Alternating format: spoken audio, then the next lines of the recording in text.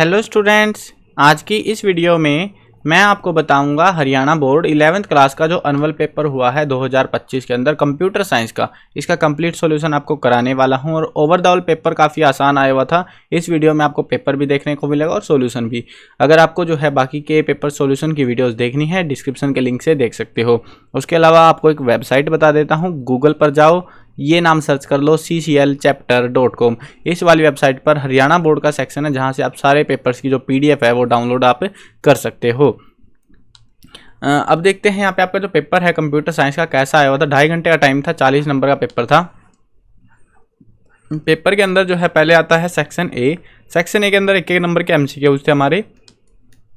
पहला क्वेश्चन है, रोम का फुल फॉर्म क्या है? रोम का फुल फॉर्म होता है read only memory. What is full form of ROM? ROM यानी रीड ओनली मेमोरी। 50 की जो है 10 है ये वैल्यू। और इसका बाइनरी प्रतिनिधित्व क्या है? तो इसका बाइनरी प्रतिनिधित्व ये है। और इसी तरीके से सोल्व होना था। ये बच्चे ने खुद से सोल्व किया भी हुआ है, तो इस तरीके से आपका सोल्व होना था। ठीक है, what is the binary representation of 50 और 10 डेसिमल नंबर? तो ये हमारा ए ऑप्शन इसका। अगला क्वेश्चन देखो, यहाँ पे श्रीमान एक्स ने एक बैंक के सर्वर में बिना अनुमति के प्रवेश प्राप्त किया और सिस्टम में हेरफेर करके अपने खाते में धन हस्तांतरण कर लिया, यानी अपने खाते में पैसे ट्रांसफर मार लिए सारे। इस स्थिति में श्रीमान एक्स कौन सा साइबर अपराध कर रहे हैं? तो कौन सा कर रहे हैं? वो हैकिंग कर रहे हैं। अगला क्वेश्चन देखते हैं, mister X gain unauthorized access to bank server and manipulates the system to transfer fund to his own account. What cyber crime is mister X committing in this case? इस case में क्या कर रहे हैं? वो hacking कर रहे हैं। नेक्स्ट क्वेश्चन है, ASCII इसका जो है पूर्ण रूप क्या होगा? इसका पूर्ण रूप है American standard for code for information interchange. ये इसका राइट आंसर होगा। What does the ASCII stand for? American standard code for information interchange. ये हमारा फुल फॉर्म। नेक्स्ट क्वेश्चन है, यहाँ पे फिल इन द ब्लैंक आए थे। 4 क्वेश्चन थे सिर्फ MCQ टाइप के, बाकी कुछ फिल इन द ब्लैंक देखने को मिले। खालिस्तान वह प्रथा है जिसमें धोखाधड़ी वाले ईमेल या संदेश भेजकर व्यक्तियों को उनके संवेदनशील जानकारी जैसे पासवर्ड या क्रेडिट कार्ड नंबर प्रकट करने के लिए बहलाया जाता है, उसको हम बोलते हैं fishing. Fill in the blank refer to the practice of sending fraudulent emails or messages to trick individuals into revealing sensitive information such as password और credit card number। मतलब बहकाया जाता है, उनको लालच काइंड ऑफ दिया जाता है, जिसको जैसे मछली को लालच देते हैं ना, इसीलिए इसका नाम भी क्या रखा हुआ है? फिशिंग। लेकिन वो मछली वाली फिश नहीं है, फिशिंग। स्पेलिंग में SHING आएगा। इस तरीके से आपकी जो स्पेलिंग है। कंप्यूटर में सभी अंकगणितीय और तर्की कार्यों के लिए को करने के लिए खालिस्तान जिम्मेदार है, तो वो है ALU ALU यानी arithmetic logic unit. Fill in the blank is responsible for performing all arithmetic and logical operations in the computer. ALU short में कहे तो आलू। चलो, अर्थमेटिक लॉजिक यूनिट ALU बोलते हैं भाई, आलू तो मैं मजाक में कर रहा हूँ। ठीक है, चलो आगे बढ़ते हैं अगले क्वेश्चन पे। क्लाउड कंप्यूटिंग इंटरनेट के माध्यम से सर्वर और स्टोरेज जैसे साझा कंप्यूटिंग संसाधनों तक ऑनलाइन ऑन डिमांड पहुंच प्रदान करता है। तो सही या गलत हमें छांटना था इसमें। ये बिल्कुल सही है, ट्रू है। Cloud computing providers on demand access to shared computing resources over the internet such as server and storage. ये ट्रू है। नेक्स्ट क्वेश्चन है, पाइथन में वाइल लूप का उपयोग तब किया जाता है जब पुनरावृत्तियों की संख्या पहले से ज्ञात होती है। तो ये गलत है।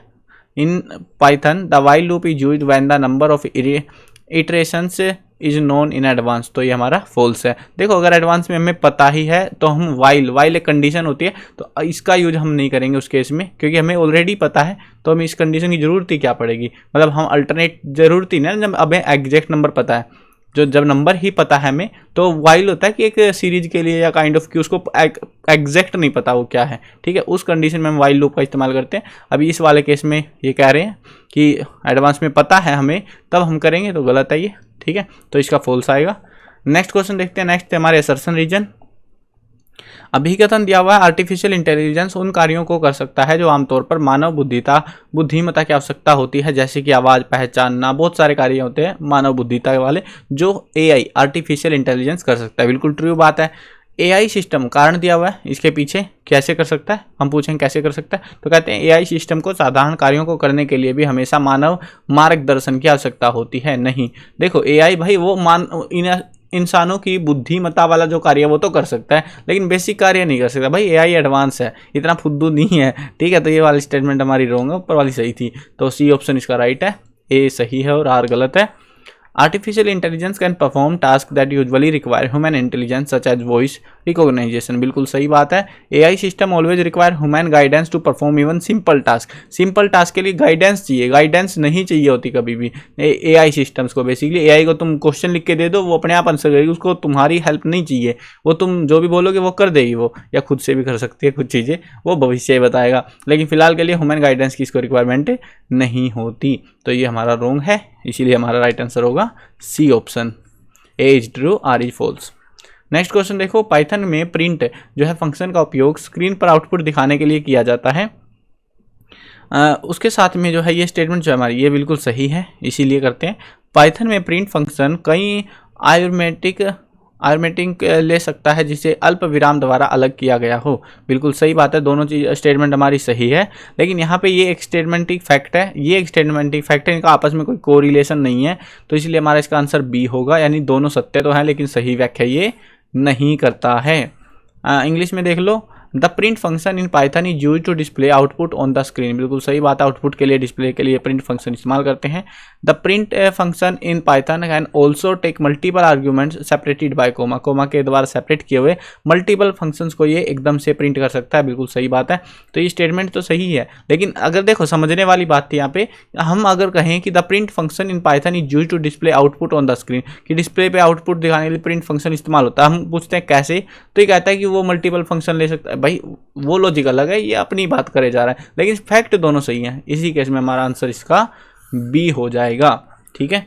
अगला क्वेश्चन देखो, आगे आते हैं सेक्शन बी पे। सेक्शन बी में एक नंबर वाले क्वेश्चन थे कुछ हमारे। वट कंप्यूटर सिस्टम में सीपीयू का पूर्ण रूप क्या है? What is the full form of CPU in the computer system? Computer CPU का फुल फॉर्म होता है सेंट्रल प्रोसेसिंग यूनिट, ठीक है। याद रख रखी होगी स्पेलिंग आपने, सेंट्रल प्रोसेसिंग यूनिट। तो ये आपका जो है इसमें भरना था, ये नाम लिखना था। भारत में साइबर अपीलेंट ट्रिब्यूनल यानी CAT जिसको बोलते हैं साइबर अपीलेंट ट्रिब्यूनल किस अधिनियम के तहत जारी किया गया था? Under which act was the cyber appellate tribunal act establish in India? तो कौन सा था ये? 1985 में एक एक्ट पास हुआ था, 1985 में। उसका नाम था the administrative STRATIVE the administrative tribunal TRIBUNAL tribunal act. ये एक्ट था जो आपको आंसर में लिखना था, एडमिनिस्ट्रेटिव ट्रिब्यूनल एक्ट 1985। अगला क्वेश्चन देखते हैं, प्राइमरी मेमोरी या सेकेंडरी मेमोरी में से कौन सी मेमोरी नेचर में वोलाटाइल है? वोलेटाइल कौन सी है? प्राइमरी मेमोरी, ठीक है। प्राइमरी मेमोरी रैम और रोम में से पूछ लेते तो रैम होती है आपकी, है ना। तो यहाँ पे प्राइमरी सेकेंडरी मेमोरी के बारे में पूछा हो, primary memory. Which type of memory is volatile in nature? Primary और सेकेंडरी, तो प्राइमरी मेमोरी वोलेटाइल होती है। नेक्स्ट क्वेश्चन है, व्हाट इज IPR? IPR क्या है? IPR होता है intellectual property right, are the rights given to people over their creation, यानी किसी बंदे ने कुछ बनाया है तो उसको लेके उसके इंटेलेक्चुअल राइट यानी कि डिजिटल राइट कह सकते हो एक तरीके से, तो वो है ये IPR। अथवा में क्वेश्चन था और में, list any 2 net etiquettes that are important for maintaining respectful online communication, यानी कोई 2 नेट शिष्टाचार लिखने हैं जो ऑनलाइन सम्मानपूर्ण संवाद बनाए रखने के लिए महत्वपूर्ण है। पहला है बी रिस्पेक्टफुल, रिस्पेक्ट करो जिससे बात कर रहे हो। रिस्पेक्ट पर प्राइवेसी, उसकी प्राइवेसी की भी रिस्पेक्ट करो, ऐसा नहीं हो कि रील बना के सोशल मीडिया पे वायरल कर रहे हो उसको, तो वो मत करो बस, ठीक है। चलो नेक्स्ट सेक्शन आता है सेक्शन सी, केस स्टडी वाले क्वेश्चन थे यहाँ पे। 6th क्वेश्चन देखो, केस स्टडी आसान था काफ़ी ज़्यादा। प्रिया एक सॉफ्टवेयर इंजीनियर है जो अपने कंप्यूटर पर लंबे समय तक काम करती हैं, जबकि उन्हें अपनी दैनिक जिंदगी में प्रौद्योगिकी की सुविधाएं पसंद है। उन्हें अपने स्वास्थ्य पर इसके सकारात्मक और नकारात्मक प्रभाव दोनों का अनुभव होता है। प्रौद्योगिकी यानी टेक्नोलॉजी जो एडवांस हो रही है उसमें पॉजिटिव नेगेटिव दोनों चीज़ें पता लग रही है। प्रिया पाती है कि उन्नत स्वास्थ्य ऐप्स का उपयोग करने से उन्हें अपनी फिटनेस को बेहतर ढंग से प्रबंधित करने में मदद मिली है, लेकिन लगातार स्क्रीन समय के कारण उन्हें आंखों में तनाव और सिरदर्द का सामना करना पड़ रहा है। तो पहला क्वेश्चन है, इसके बेसिस पे प्रौद्योगिकी का प्रिया के स्वास्थ्य पर सकारात्मक प्रभाव क्या पड़ा है? तो वो है स्वास्थ्य ऐप का उपयोग करके फिटनेस प्रबंधन में सुधार हुआ है उसके। दूसरा क्वेश्चन है प्रौद्योगिकी का प्रिया के स्वास्थ्य पर नकारात्मक प्रभाव क्या पड़ा?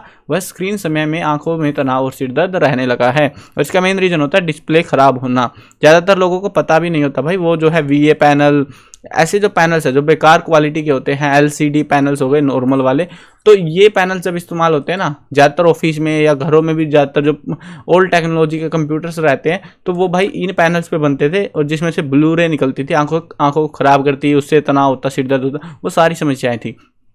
अभी वाली जो एडवांस डिस्प्लेज आ रही है उनमें इतना नहीं देखने को मिलता, देखने को मिलता है ऐसी बात नहीं है, लेकिन काफ़ी हद तक कम कर दिया गया वो चीज़ को। अब वो ये चीज़ जो है आपके लिए बस एडिशनल इन्फॉर्मेशन के लिए, जो आपके भविष्य में आपके काम आएगी। अगला देखते हैं यहाँ पे केस स्टडी, इंग्लिश में भी देख लो। प्रिया एक सॉफ्टवेयर इंजीनियर है। Priya is software engineer who spend long hours working on her computer while she enjoy the convincing of technology in her daily life. She has also experienced both positive and negative impact on her health. Priya finds that using advanced health apps has helped her manage her fitness better, but she also faces eye strain and headache due to prolonged screen time. तो इसमें first question था कि positive impact of technology Priya health, तो वो था improved fitness management using health apps. Second question है negative impact of technology on Priya health, तो वो था eye strain and headache from screen time. उसके बाद में आपके जो है आपको एक पाइथन का प्रोग्राम फंक्शन लिखना था, और मैं जो है यहाँ पे क्वेश्चन दिए थे, बाकी देखो लॉन्ग क्वेश्चन का आंसर नहीं करा था, नहीं तो वीडियो बहुत बड़ी बन जाएगी, ठीक है। और मैं क्वेश्चन दिया हुआ था difference between list and table in Python, explain example के साथ करना था, 2 डिफरेंस बताने थे सिस्टम सॉफ्टवेयर और एप्लीकेशन सॉफ्टवेयर के अंदर। काफ़ी आसान था ये क्वेश्चन भी। पाइथन में जो है हमें एक मूल्यांकन करना है, एक्सप्रेशन ये दी हुई है, इसका एक्सप्लेन करना है। 10th क्वेश्चन था केस स्टडी, ये वाली केस स्टडी भी काफ़ी आसान थी। रवि एक डेटा वैज्ञानिक है जो बिग डेटा से संबंधित, बिग डेटा होता है बहुत बड़ा जो है amount of data, big data बोल रहे हैं जिसको, ये बिग डेटा से संबंधित एक परियोजना पर काम कर रहे हैं। वह बड़े डेटा सेंटर्स का विश्लेषण करने के लिए जिम्मेदार है ताकि ऐसे पैटर्न्स का पता लगाया जा सके जिनका उपयोग भविष्यवाणी विश्लेषण के लिए किया जा सके, यानी प्रिडिक्शन, काइंड ऑफ प्रिडिक्शन, जैसे वेदर फोरकास्टिंग या वो चीज़ें होती है ना, उसमें होता है, उसके लिए बता रही हैं। वह इस डेटा को प्रभावी ढंग से प्रोसेस करने के लिए हैडूप एंड स्पार्क जैसे उपकरणों का प्रयोग करते हैं। रवि बिग डेटा से जुड़ी चुनौतियों के बारे में जानते हैं, जिसमें डेटा स्टोरेज, यानी कि डेटा, इतना सारा डेटा उसको स्टोर करना, प्रोसेसिंग, उसको प्रोसेस करके विचार करके कंक्लूजन निकालना, और विश्लेषण ये शामिल है। वह यह भी सुनिश्चित करने पर ध्यान केंद्रित कर रहे हैं कि डेटा सुरक्षित और साइबर खतरों से बचा रहे, पता लगे उसको हैक करके कोई और भी उसका फायदा उठा ले, तो वो चीज़ की सिक्योरिटी भी उसकी जिम्मेदारी है।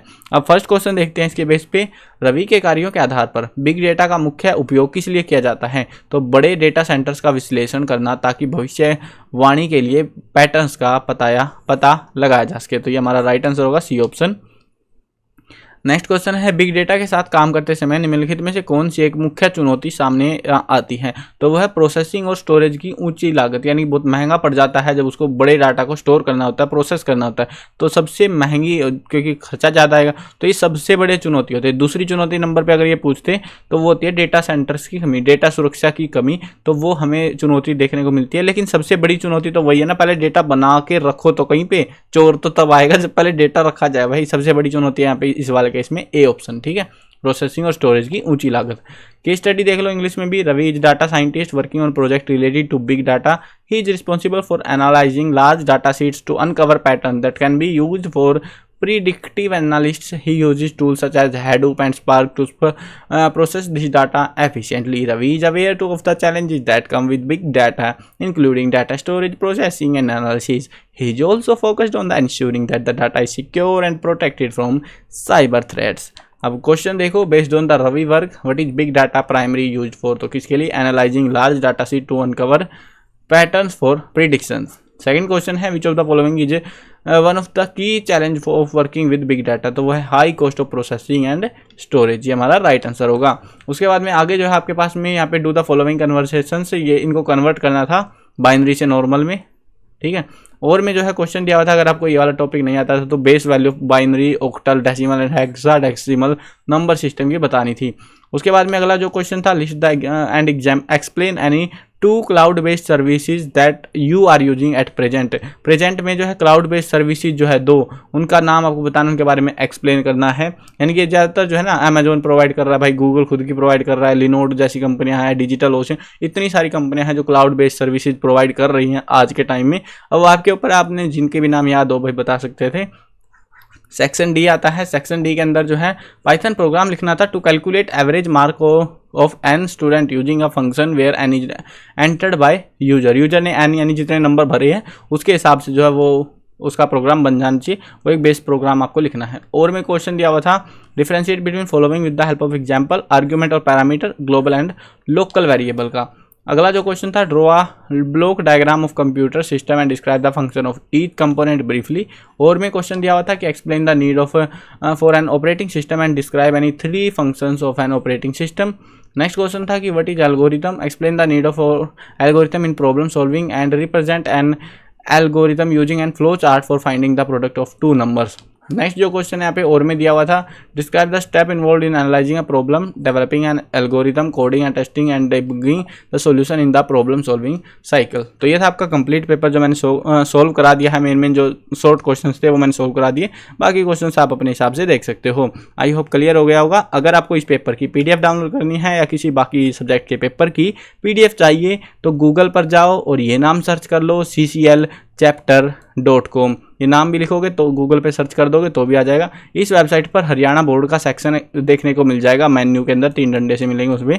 तो यहाँ से आपको जो है सारे papers, old question paper, model papers, important question, study material के लिए, एग्जाम के लिए सिलेबस और जो भी चीज़ें हैं सारा स्टडी मटेरियल यहाँ से मिल जाएगा। यहाँ से डाउनलोड कर सकते हो, लेटेस्ट और पुराना सब चीज़ें मिलेंगी जो आपको एग्जाम में हेल्प करेंगी।